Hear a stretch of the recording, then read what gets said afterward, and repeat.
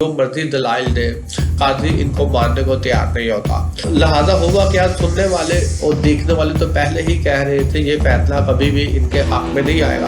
बिस्मिल्लाहिर्रहमानिर्रहीम, अस्सलाम वालेकुम। उम्मीद करता हूँ अल्लाह के फजल व करम से आप सब खैरियत से होंगे। मुल्क की आला अदलिया की कारकर्दगी को देखना हो या ये देखना हो कि मुल्क में इंसाफ का निज़ाम कितना ज़्यादा मजबूत है और पाकिस्तान की अदालतें आम शहरियों को, उन शहरियों को जो गरीब है या उन शहरियों को जो इंसाफ के लिए अपने हक को हासिल करने के लिए सच पर डट के अदालतों के चक्कर पे चक्कर लगा रहे हैं और वहां पर दर बदर हो रहे हैं इस उम्मीद पर कि कल को इनका हक मिलेगा, और इसी जद्दोजहद में इनकी उम्र का एक लंबा हिस्सा गुजर जाता है और जिंदगी का कीमती वक्त ज़ाया हो रहा है। इसकी क्या वजूहात हो सकते हैं? क्या पाकिस्तान का अदालती निज़ाम मजबूत नहीं है या पाकिस्तान के अदालती निज़ाम में भी बहुत से ऐसे दाव पेच लगाए जा रहे हैं जिसकी वजह से अपने मन मर्जी के नताइज हासिल किए जा सके?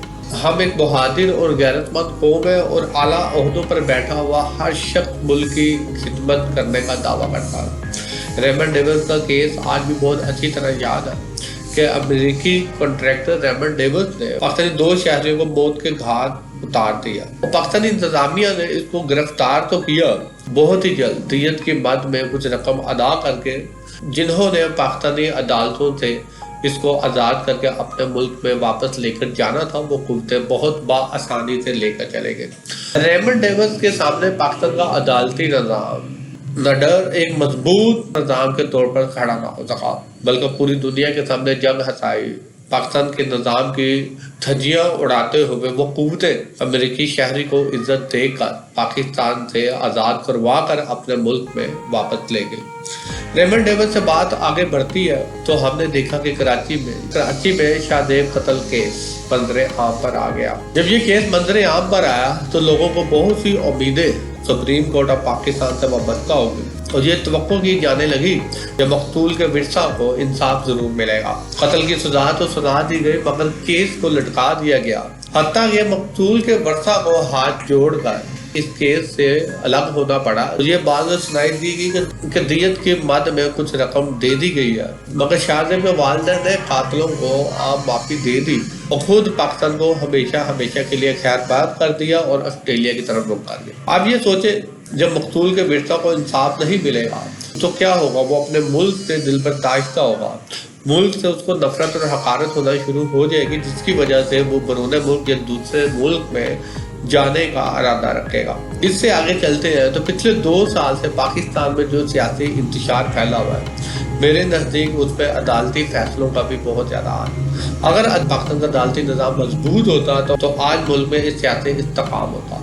क्योंकि अदालतों की इज्जत इनके फैसलों से होती है, इनके काम से होती है। लोगों का इत्मीनान अदालतों के फैसलों की वजह से होता है, मगर बदकिस्मती से पाकिस्तान की तारीख में बहुत सी अदालतों ने ऐसे फैसले किए जिसकी वजह से आम पाकिस्तानी शहरी अदालती निज़ाम से अच्छी तरह वाकिफ है। कोई भी जज जो भी फैसला देता है उससे वो बाखूबी समझता है कि ये फैसला मेरिट पर है कि नहीं। इन 2 सालों में हमने ये भी देखा कि अगर काजी ने सिर्फ अपनी मन मर्जी का फैसला देना हो और उसके दिल में कोई बात पोशीदा हो तो उसके सामने जितने भी पाकिस्तान के नामवर और सीनियर तरीन वकला जो मर्जी दलाइल दे, काजी इनको मानने को तैयार नहीं होता। ना दलाइलों से काम चलता है और ना आइन से, कि जो फैसला देना होता है वो अपने मन मर्जी का फैसला भी दिया जा सकता है। यही वजह है पिछले 2 दिन से मैंने देखा कि अपने हक के लिए बहुत अच्छे और बेहतरीन दलाइल तो पेश कर रहे हैं मगर काजी उनको सुनने को तैयार नहीं है।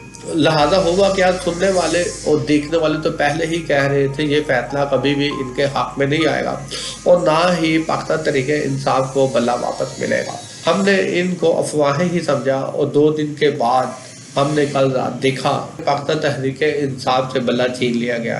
बात ये है कि वो अफवाहें, वो बातें जो पहले ही मीडिया पर या सोशल मीडिया पर गर्दिश कर रही थी, जिनको हम मानने से इनकारी थे, मगर आखिर वही सब कुछ क्यों हुआ कि बल्ला छीन लिया गया और हम खामोश हो गए। शुक्रिया।